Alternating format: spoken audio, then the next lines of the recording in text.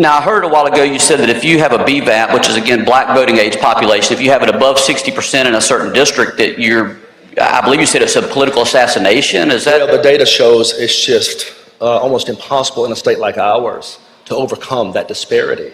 Okay. The data shows that as you reduce it down closer to low 50s and then in the 40s, that both parties have a more fair chance. Now, there will always be an exception or two somewhere, I suppose, but that's what the data seems to indicate, that it pretty much puts an end to the GOP candidate.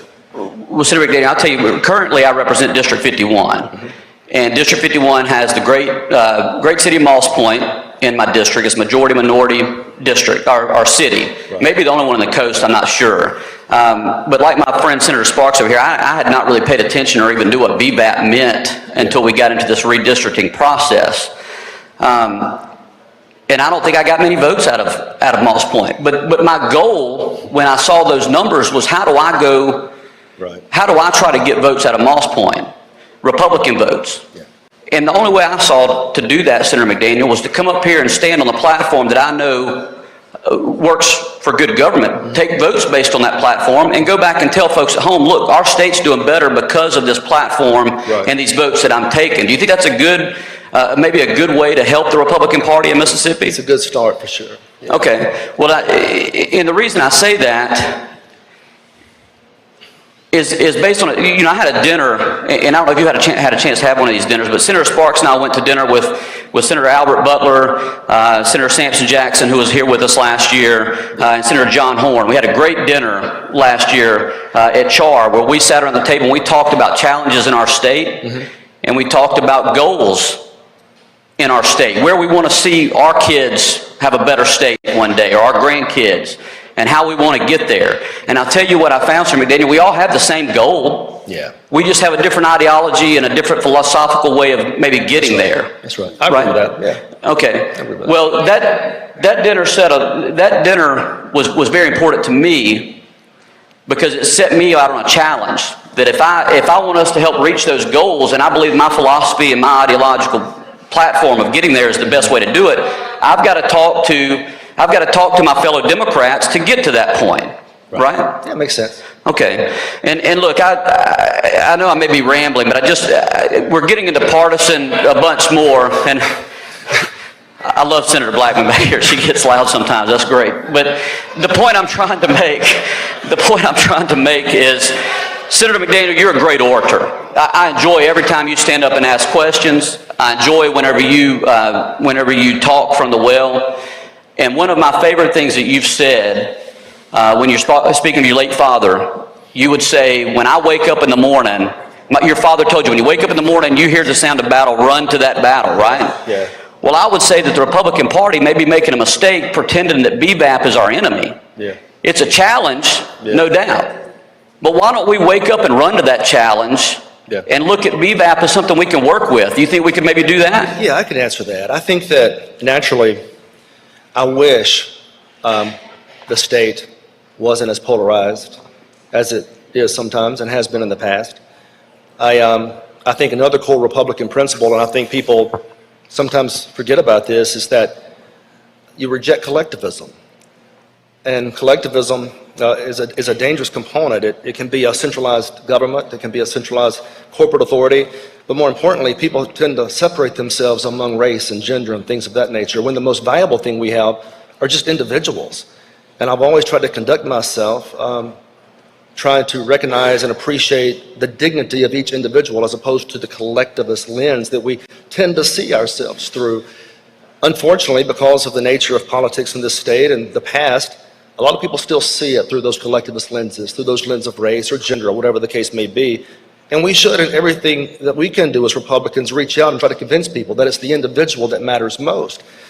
But in many respects, you're arguing against history and against social and cultural norms, and it creates complexities. And I agree, it should not be our enemy. I would love to see the day where people all over this state appreciated those values you discussed, but it just so happens from the Justice Department standpoint, from the Voting Rights Act standpoint. Remember, I didn't create the term BVAP, they did. The feds did that.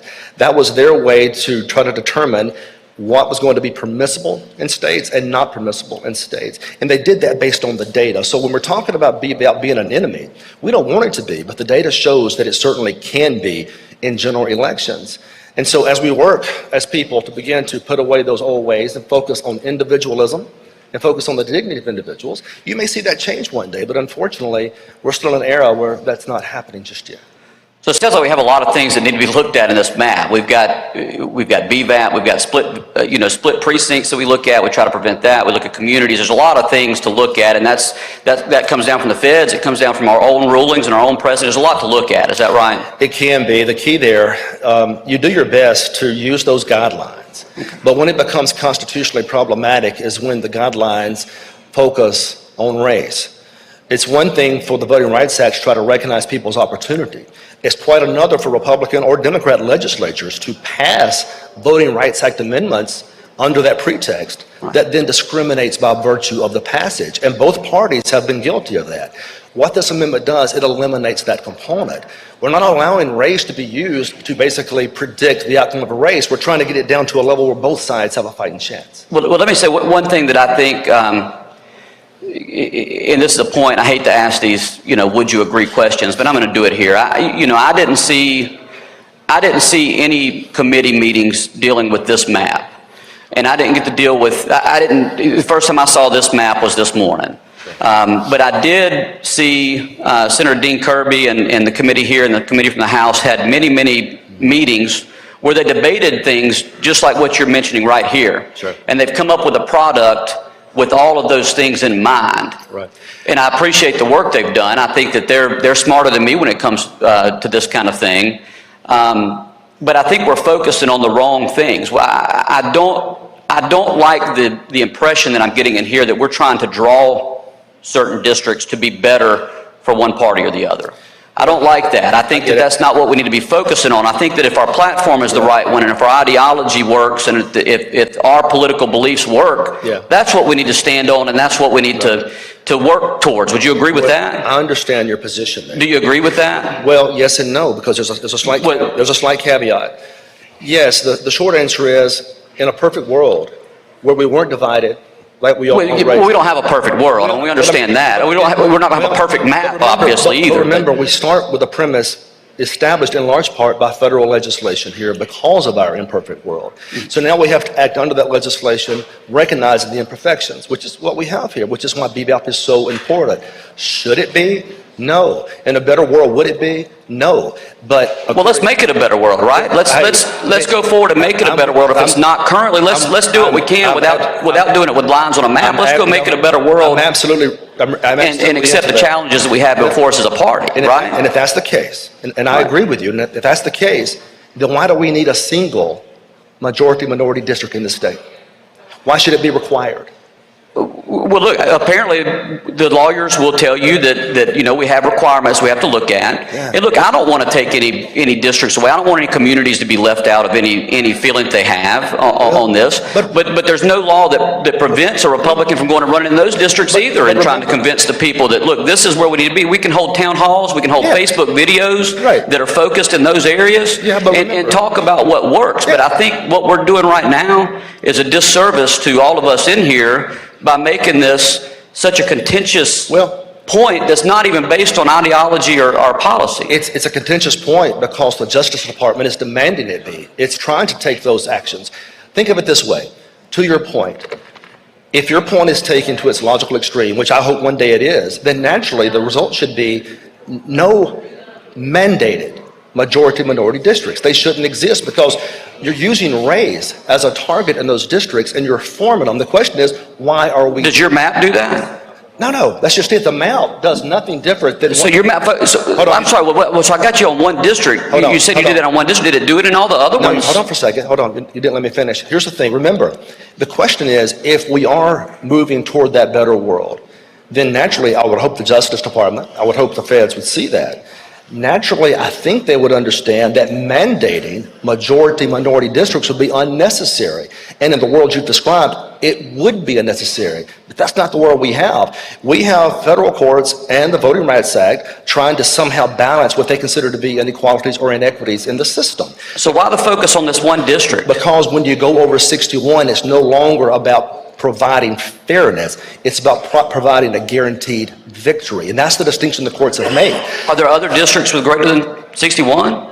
Other districts in this map? Yes. Yes. But Well, what did you do with those? that's just it. They don't comprise a target, which is a Republican senator. That's why this district matters. Here's another reason. Well, that district had a Democrat senator before 2019, Every correct? time we make a change, you ask why we didn't take them. Every time we make a change, you have this massive ripple effect. And we're still under the guidance of the Voting Rights Act. So remember, if you start repealing back every single majority-minority district, there would be a violation. But if you bring back one, right, and to a more fair standard, and you compare it to where we were 10 years ago, where we picked up 2, essentially, we're back to the number 14, which should be perfectly fair to all parties involved under the VRA. So we don't have a perfect world, we don't have a perfect Right. map, we don't have a perfect state, but what you're trying to create here is one perfect district, is that right? It's not a perfect district. It's a district that is competitive for both sides. It satisfies both sides of the equation. If you bring the beef up to the district too low, it is tilted toward the Republican. If you put it up there in the high 40s, there's a balance there, and both sides have a fighting chance to win with the same ideas you've expressed. They can now go cross, they can talk, and they can win the day based on those closer numbers. Well, I don't think you would disagree with this. I'm not worried about being an underdog at any Right. point in time. I don't think you are either. Right. So, if there's a challenge, let's take some advice of a great man that once said, rise and run towards a challenge. Yes, sir. And let's do it that way. We're not going to be able to draw perfect battles on everything. No. Let's look at what we've got and let's go with it. I'm happy with what our attorneys and what Senator Kirby and his committee has come up with, and I plan to support theirs today. I appreciate what you've done, but another question I would ask you before I sit down is, will you help me bring our message to areas where maybe it's not being heard or being as accepted as it is for whatever reason, so that maybe we don't have to worry about that anymore. We can just talk about philosophy and ideology. Anywhere, anytime. Okay, thank you, Senator. Anywhere, anytime.